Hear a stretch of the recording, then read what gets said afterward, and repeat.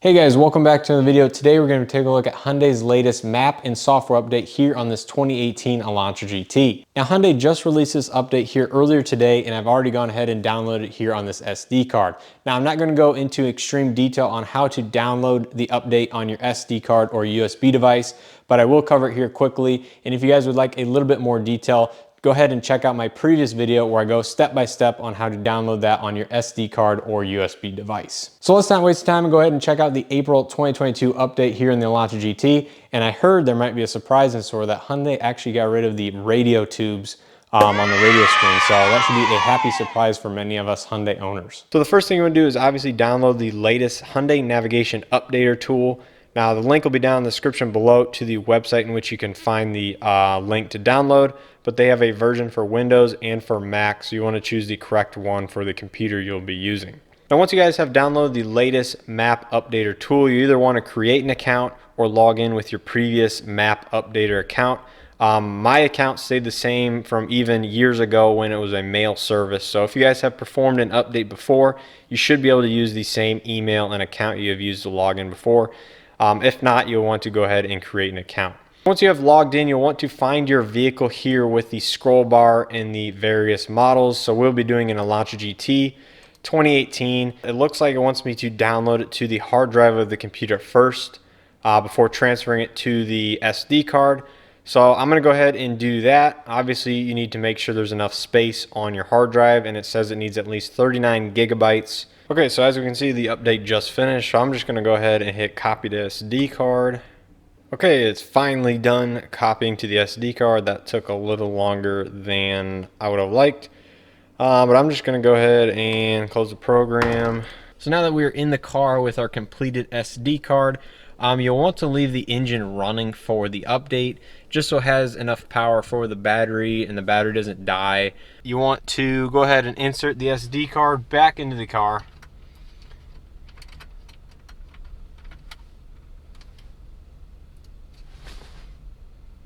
Should immediately say preparing navigation. Then eventually should prompt you for the update. So like I said, I've already gone ahead and updated the SD card. This can be reused for each update as long as the SD card is large enough. I believe most of the Hyundai updates nowadays that use the SD card require the 32 gigabit card. I know some of the earlier Hyundai models actually came with a 16 gigabyte card. So just make sure you have a 32 gigabyte card and you should be good to go for future updates. So just to quickly do a little before and after comparison, here is the current version on the head unit. This was just updated last fall to this new UI design language. I'm sure many of you guys are familiar with this, but this is the 8-inch, again, in the Hyundai Elantra GT. This is the AVN 5, not the 5 wide or any of the newer versions, just the regular AVN 5.0.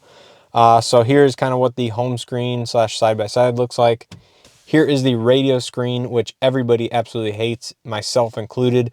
I think this is really bad for usability, visibility, how small some of these icons are, and just it's very kind of all over the place and not very user intuitive, in my opinion, compared to the previous versions of the Hyundai radio screens. So that's one thing I believe has changed in the new update, but we'll go ahead and verify that after I perform it. Going back home here, go to the all menus. Scroll through those really quick just to see if anything changes after the update. Go to the next page. Take a look at the phone page. Check out the setup page. Again, here's all the options, not too much here. There's the software and firmware version. Again, this was done just late last year for the 2021 update. So all right, so now that we have a little before look, I'll go ahead and do the update and we'll check back in after it's done. 20 minutes later. Okay, so here we are a little bit over 20 minutes later and the update is fully complete. Now the first thing we gotta do is make sure the update did successfully go through, which I believe it did, judging by everything. Yep, 4/28/22.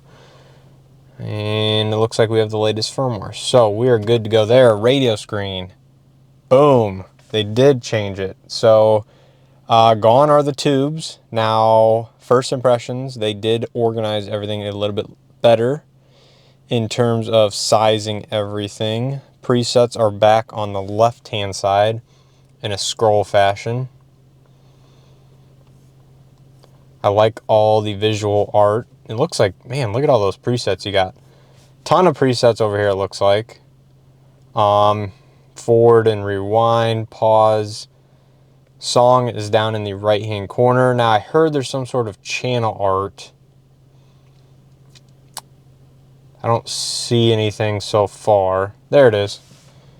Okay, so it looks like at least on some stations, there's going to be album art included with this update. Looks like there's a way to enter channel numbers up here in the right corner. Change the source. Oh, up here. I do like the addition of the album art. That is cool. Okay, so now that we know that's there, let's go home. Map still looks the same. We'll go through, look at some of these menu items. Now I'll have to go through the video to see what's changed, if anything. But it looks like to me that it is all the same.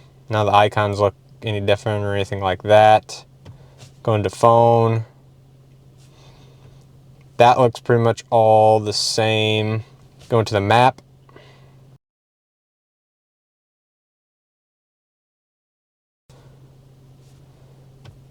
Looks like all this is pretty much the same again. I wouldn't expect anything other than the POIs and stuff to have updated, you know, the roads, the maps themselves. But all this looks pretty much the same.